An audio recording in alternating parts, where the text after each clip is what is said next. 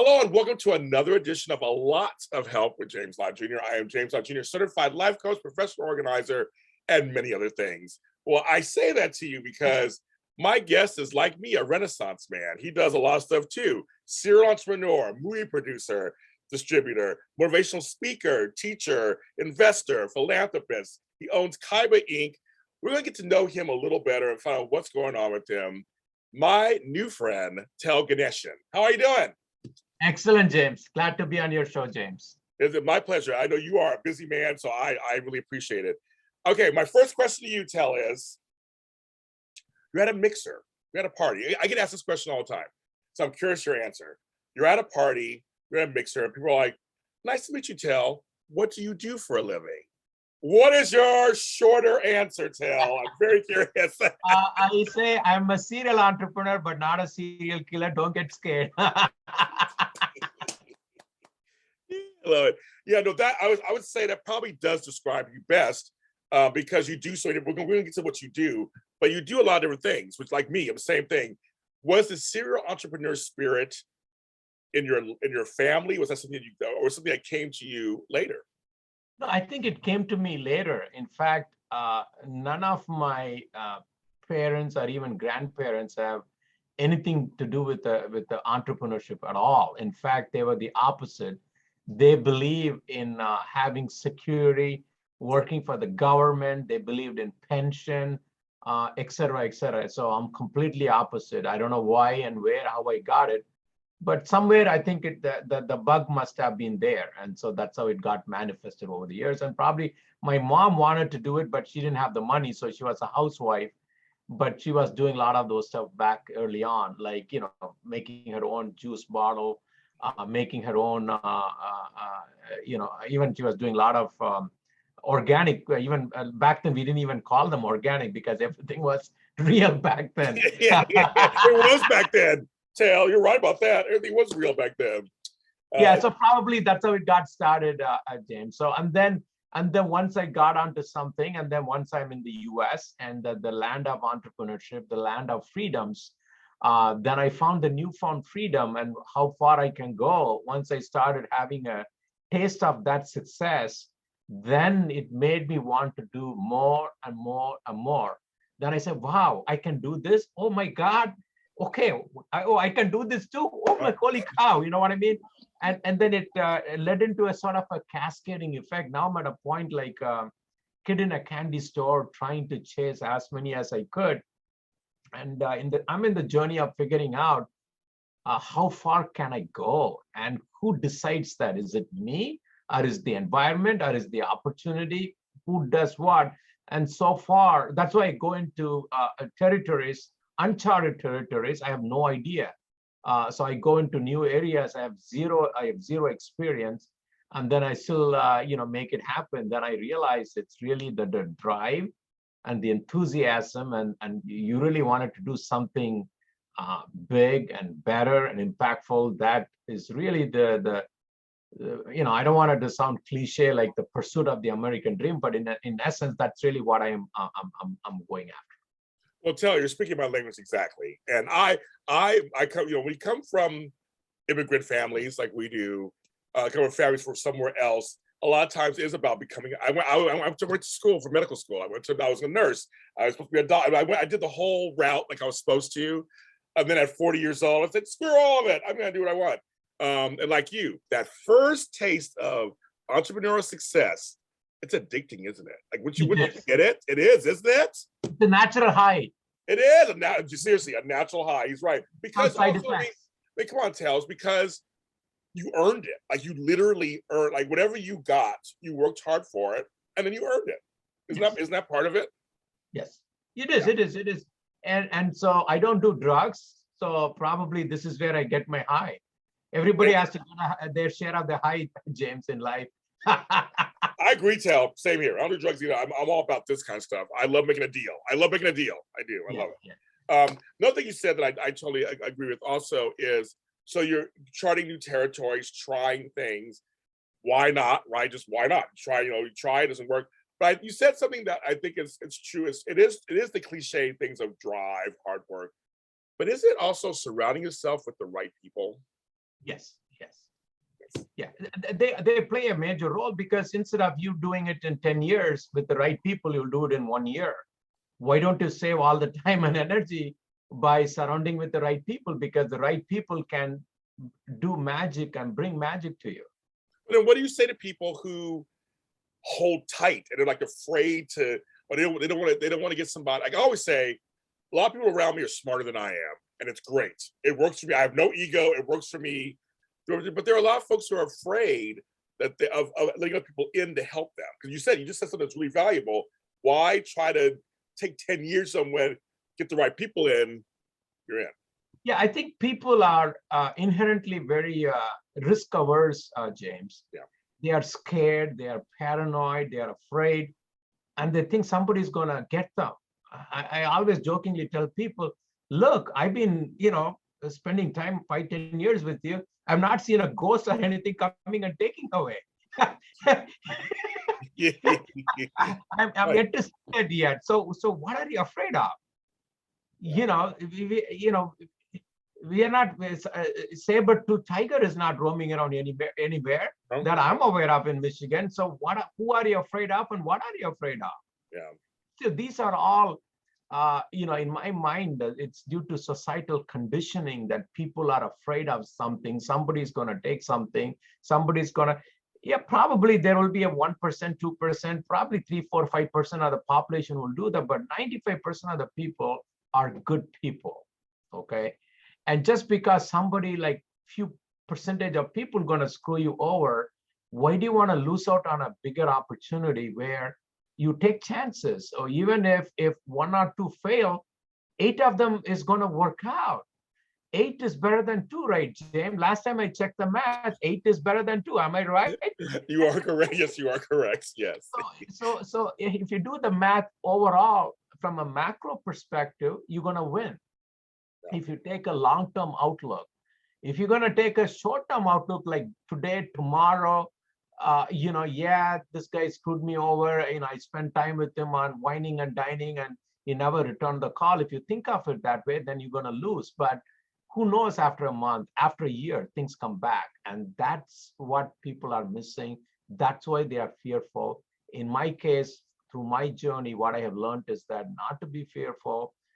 And what am I afraid of? I came with nothing. What is the worst thing that will happen? Right. Exactly. Yeah, okay. That's Right. where I came from.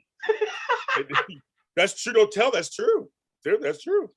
What I is came that? from nothing else. I came from nothing also. I was working since I was 13 years old. I was working. I mean, like, I came from nothing also. It can't get any worse. I mean, Yeah. really. So everything is up and up. So I'm not afraid, but some people are afraid of, I don't know, whatever it is, but it is their journey. It is everybody's own salvation. They have to self-realize and figure out. But from my vantage point, I'm not afraid. I'm not scared of anyone or any person. So therefore, I just open it up, and I like to surround myself with the talented people. Even if 1 or 2 people steal in a bigger scheme, in a grand scheme of things, I seem to win overall. So I'm not afraid, and I take chances. And entrepreneurship is all about taking those chances, James. I want to ask, okay, here's what I want to ask. There's two, I have so many things I want to ask you. So one thing I want to ask, I want to go back a second. How are you able to kind of, I want to say go against, but kind of, well, actually, in a way, go against the cultural, familial situation of becoming a doctor or an engineer or a lawyer or something stable in the corporate world to be an entrepreneur? Because, like you said, you came to America, you said, I'm going to do this, and you're doing it where your family and home's probably going, what is he doing? Maybe you're successful, obviously, they're probably all happy now. But you know what I mean? Like, how did you get the courage to kind of go, I'm kind of going to go against that to make myself happy? Yeah, so I think obviously I was working for Chrysler Corporation. So I was there for about 12 years. I had a good job. I had a pension. I had a free car. I have health insurance. We call them, golden handcuff, if you will. Yes. And at one point in time, I got bored doing the same thing over and over in a major corporation. That's what happens in a bigger corporation. And the entrepreneurial bug in me was there, but never really got manifested until that moment. So then I went and asked my boss at the time, hey, Vern, I need to leave. If I go and try my own thing, I come back, I fail. Will you take me? Of course I will take you, man. You are such a role model employee. I will do that. And then also, prior to that, I was asking for a promotion and probably $15,000 of a raise, and he wouldn't give it to me. And so that's how this conversation started. A, he didn't give me the promotion and money. And B, he already gave me an insurance policy, meaning if I go and try everything, it fails, I come back, I got a job. So what do I got to lose? Nothing. And Nothing. so that's Seriously, nothing. Yeah. So it gave me that insurance policy. With that, I went ahead, and the rest is history. And similarly, people have to find their own comfort. And I would suggest taking those risks very early on when they are not married. When they are single is the best time to take the risk. Yeah. And then you go into the mid zone, and then you go into the tail end of the zone. And so those are the three different phases of risk taking, and each one of them has a different risk profile. And so that's really how it panned out in my case. So probably 12 years into a professional career, I left, and probably in the mid-30s is where I started my journey. And if I were to do all over again, James, I would have started very early on, but probably I didn't have the money, I didn't have the wherewithal, I didn't have the knowledge that I had. So that's why I was working for XYZ. I feel the same way. If I had known, I would have started earlier also. But I went the path that it's time to go, and I was successful, like you, successful in that. But once I said I'm going on my own, I have not looked back. I mean, I seriously have not looked back. I've been doing it now 13 years. I have not looked back. I've not looked back at all. No, not at all. But like, we just started a little earlier. But we started when we were supposed to start. I would say, we started when we were supposed to start. Yes. And folks who are watching, listening to this, if you're ready now, then you start now. That's what you mean. You can't look back anymore. You can't go back and go, I wish, right? Can't do that. But you see, I say that segues into, because you're like me, we're into mindsets. We're into mindsets. And I meditate every morning. I've been doing it for 2.5 years now. This is my meditation practice. I do first thing in the morning before I start, and before I come on here, if I have meetings, whatever. Tell has changed my life. Meditation has changed my life. Talk about, I've seen some of your stuff on other programs. Talk about your whole mindset, meditation, that whole journey that you're also on too. Yeah. So I'm a big believer of wellness, James. In my wellness, when you become what you think, you become what you eat. And so in the thinking, you become what you think is really, meditation helps me in that regard. And then you become what you eat is that I watch what I eat, and I don't eat junk food. And then as part of the overall wellness, I have meditation and yoga as the two main components. And in the meditation, I do meditate every day. I have a regimen. I have taken so many programs from various type of gurus, if you will. Right. And then I found my own, and then I practice that every single day. And it gives me a lot of focus, mental clarity, and the number of thoughts are much less than normal people. I don't get easily upset unless it's something major going on.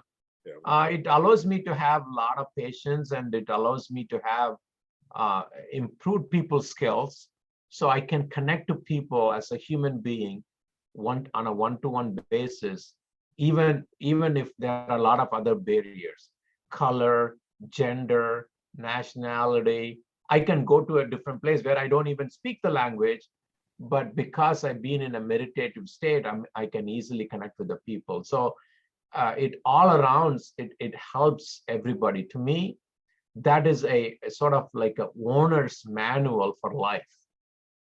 We have manual for, back in the days, we used to have VCR, all that. We don't have those manuals anymore. On a microwave manual, now it's all digital. Yes. And so I consider meditation as a manual for life. I agree. My question to you is that if you don't have a manual for life, how are you operating your life? Imagine. That's the first time I've heard that on the show. I like that. I agree with you. I like that. Same thing. It's like operating a car without knowing how to function the car. Right. I agree with you. I mean, but people ask me how, I'm gonna ask you this question too, but like, how do you handle everything? Because I do books and music and organizing and life coaching and interviewing, and I do a lot of stuff. I said, well, meditation helps me put it in focus. I mean, you say clarity. I've had more clarity in the last 2 years than I've had in the last 50.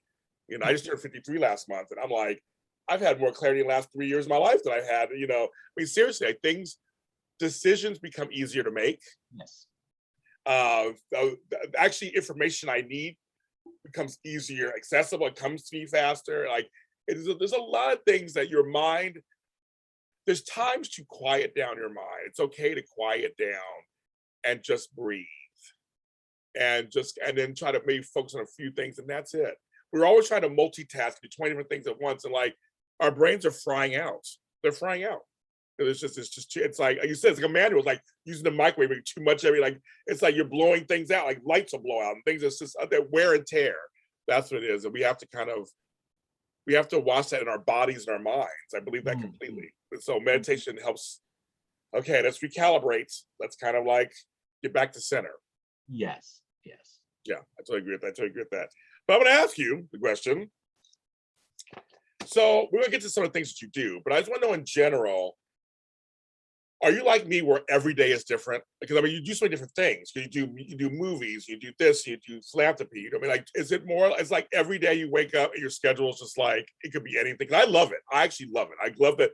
If going from the corporate world to this, or medicine to this, I kind of like that. I can just go, okay, every single day is different. No, I like it because I don't like to do the same thing over and over, James. It gets boring. So it's mine is so unpredictable what I will do in that day. So these days, even my calendaring doesn't work except for Zoom meeting like this, which I have to be there. Otherwise, I keep floating around, and I use more like spontaneity of decision making.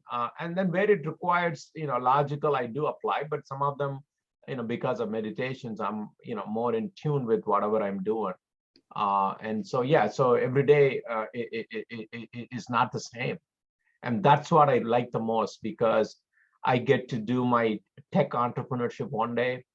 Another day, I get to work on film screening, film premiering. And then another day, go to this music studio and start cutting some music. And another day, start working on the wellness products, this and that. Another day, go and talk with the rappers and, say, hey, can you jump on this? And can you do some fashion line with actresses and actors and this and that? And then I also spend time with nerds and techies and entrepreneurs. That's a different lane altogether. So I get to see different types of people with different psychology going on in their mind. And so I really learn a lot, and I really get to see how human beings operate, what motivates this person in this industry. It does not motivate this person in that industry, and why they are acting the way they are acting in this tech industry. And then in this creative business, I have to do completely the opposite. For example, right, whatever works in the tech business, in terms of the people skill, I cannot do the same thing in the creative business. I have to, I can be booted and suited and all that, then people think I'm uptight. So here you have to loosen everything, no suit, no nothing, casual, right? So it's very interesting in that regard. So you get to meet all kinds of people at all levels with all kinds of talent. Yeah, I agree. I do things with academia sometimes, where it's a whole different way you talk. I mean, it's you move around. That's great. So you're in Michigan, right? You're based in Michigan, right? Yes. So you're not in Hollywood, you're not in Chicago, you're not in Atlanta, you're not in New York. So why Michigan? You're making it work, obviously, but so. But I do travel a lot, James. I last year alone, I traveled over 50 times, going to Atlanta, Miami, New York, and LA. I travel a lot. Why Michigan? This is where I've been. I mean, I've been in Michigan for the last 30 some years. And so it's hard to uproot out of Michigan and go to a new place. And maybe at the right time I may, but so far I'm making it work. And so that's what, I came here to Michigan. I'm still in Michigan. This is where I started my master's degree, going to Wayne State University in Detroit, and I have not gotten out of this place. And this is the place where I stayed more time on planet Earth than any other place on the planet Earth. You're only like 37, right? I can't even. I mean, your skin you have this beautiful skin. I can't even imagine you being older than me at all. I'm sure we're around the same age, I'm sure, or something. I can't even imagine. Can't even imagine. See, that's like good living, folks. You guys watching it, this is good. That's good living. I drink lots of water. I know that's what I do, but it's good living. Yeah. Hot water with lemon. Yes, that is key. That is key, kids. That is. I did. Okay, so now let's talk about some of the things you do. So first of all, explain to me what Kyyba Inc. is. I mean, I've heard of it, but what is Kyyba Inc.? So Kyyba Inc. is a tech company, James. It does a lot of things. That's really the mothership of all. That's how I started. It has IT services, engineering services, products. It's really a tech company. Okay. And then from there on, I branched on into other ventures. So let's talk about that. So now because you do movies. Yes. So you were like, I saw a thing. You were like 2019 was like movie producer of the year. So you're gonna stuff. So what kind of movies do you do? So I do both production and distribution. Obviously, in the distribution, whatever movies I think are worthwhile to buy and distribute, I do that. Okay. One of the movie recently I did as one of the big movie out in the South, in the Indian subcontinent, Liam Neeson's Marksman. Marksman was released last year. Yeah. I ended up distributing, doing a theatrical run in India for about 700 theaters last year in the middle of a pandemic. And then in terms of the production, I think I'm on movie number 5. And thank you so much. And some movies, I'm a hands-on producer. Some movies I'm an executive producer. So, but lately, I'm very hands-on, all the way into post-production and marketing, PR, distribution, the whole 9 yards. How do you pick your movies that represent you? How do you pick the movies you work with and work on? Is there a criteria for you? So so the first movie I just started with a gut feeling because I never took a movie before. So it was just that, the bug was already there when I was young, but never took any action. At the right moment, the first one movie was, you asked about the genre. One was a crime, it's a sort of a crime thriller genre. Second movie is a love story. Third movie is also sort of a dark thriller movie. So I would say 2 are in a thriller genre. And then the fourth movie is more like a political drama, a political comedy, if you will, political dark comedy, I should say. And the fifth movie I'm working on is called Trap City, which is an urban film. That's the first urban film I'm making.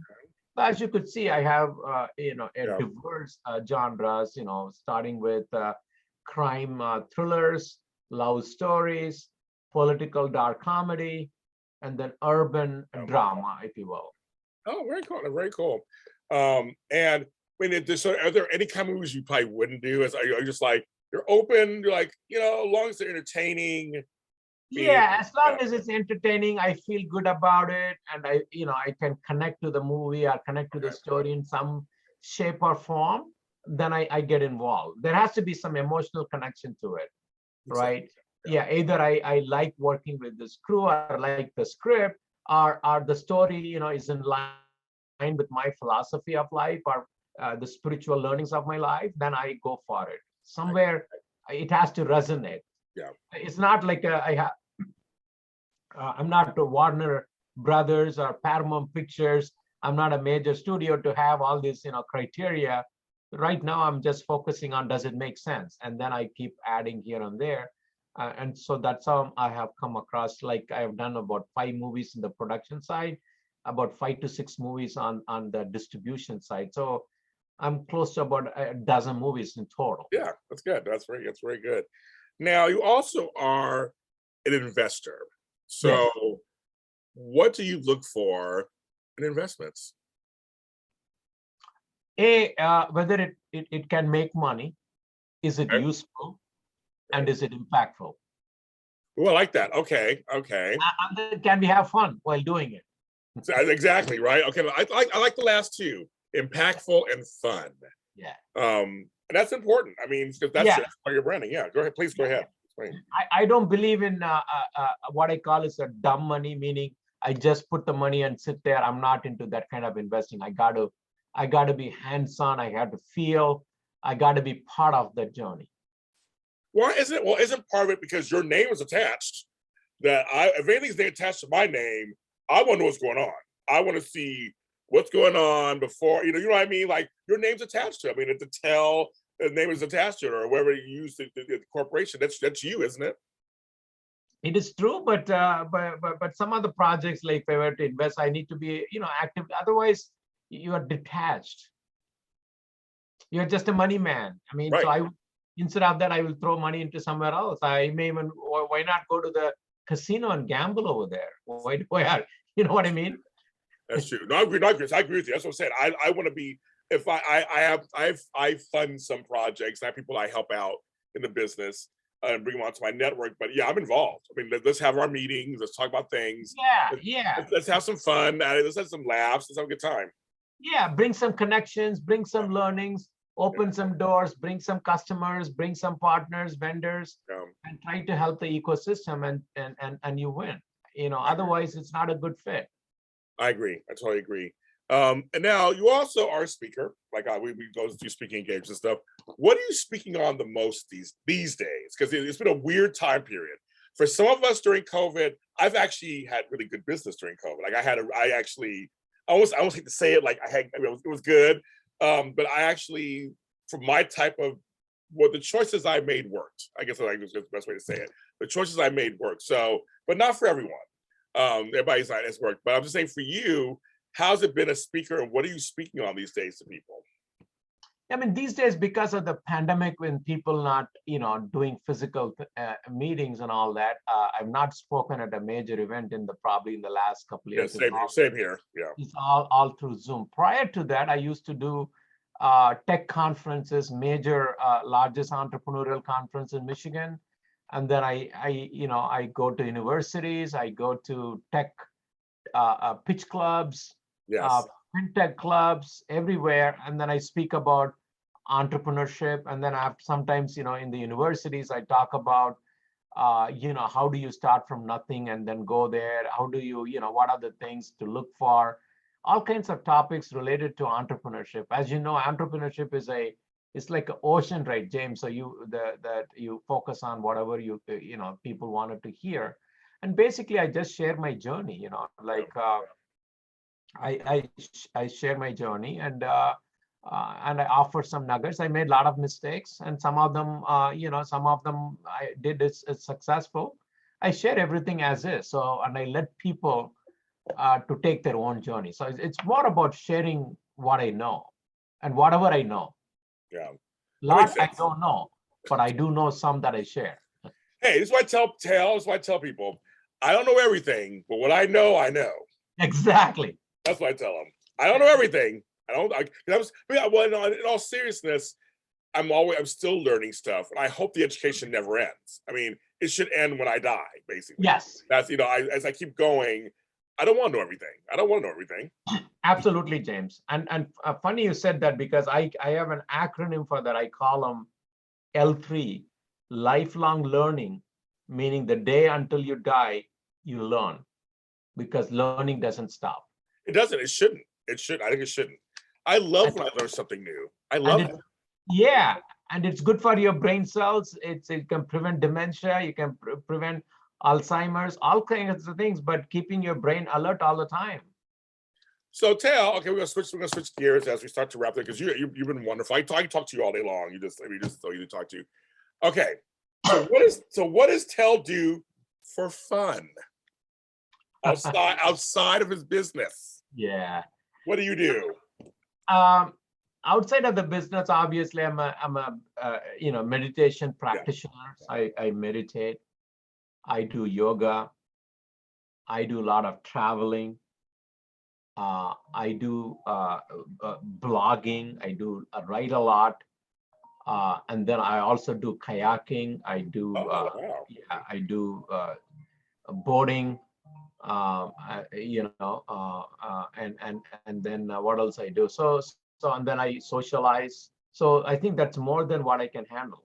No, I understand. No, I understand. We're busy people, and then Yeah, yeah. But I feel like you have to have some kind of outlet a little bit. I mean, something. I mean, meditation is great, but I was just wondering. And then I work out. I mean, so I do have quite a lineup of hobbies. So Yeah. working out, yoga, meditation, travel, reading books, kayaking, boating. Come on. I mean, how many more can I do? I mean, and I also played tennis during summer. So Very good. Very good. Okay, as we end this, if there's one thing you would like people to take away from just our discussion and about what you stand for, what is one thing you like to tell the listeners and watchers? life is so short, and everybody has to go through their own journey. I think, as I said earlier, it's even in the Bible. Everybody has to go through their own salvation, also known as self-realization. So as much as others can offer you advice, but it's really how you take those advice, including what I am saying now, and put it into your own life and self-realize and make it happen. That's really the beauty of life, and that's really the journey of life. And that's really my input. I like that. Tell Kay, I forgot the K earlier, Ganesan, thanks for being on the show. You're welcome back anytime. You are amazing, and I can relate to you so much. I just relate to you so much. I like multi-hyphenates like ourselves who are out there trying. We're not just trying to make money. We're trying to make the world a better place. At the same time. Yes. That's what's very important. Yeah, and then when you do those things, money come to you. You don't. It does. Yes. It does. He's right. He's absolutely right. Okay, so Kyyba Inc is his tech company, but any before we go, any projects coming out yet? Or you said you're working on a film? Nothing to announce right now. Like nothing to announce right now. Yeah, so the movie Trap City is going to come out. I mean, I've not started any new projects. So whatever projects I started, I tried to clear my slate. Yeah.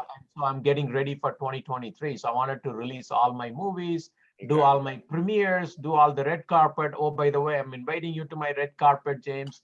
And then also, whenever you come to Michigan, I extend an open invitation to you. You're welcome to visit me in Michigan. I would love that. I would love that. Thank you. Thank you. I would love that. You come to LA, we're gonna have dinner or something. You come to LA or lunch or something. Absolutely. Let's do it. Yeah, definitely. So everybody, thank you for watching. This is A Lot of Help with James Lott Jr. We're here to help you out there make your lives run smoother, and make your lives have more fun, and help you realize that it all starts with you. It's all inside. It's all here. It's all in here. It's all in here. So we want you to bring it out. And like I said, life is short, and I'm living my life. I'm doing the things I want to do, and he is too. We want you to also. You can follow me at alotofhelp.com. I'm James, and we'll see you next time. Absolutely. Thank you.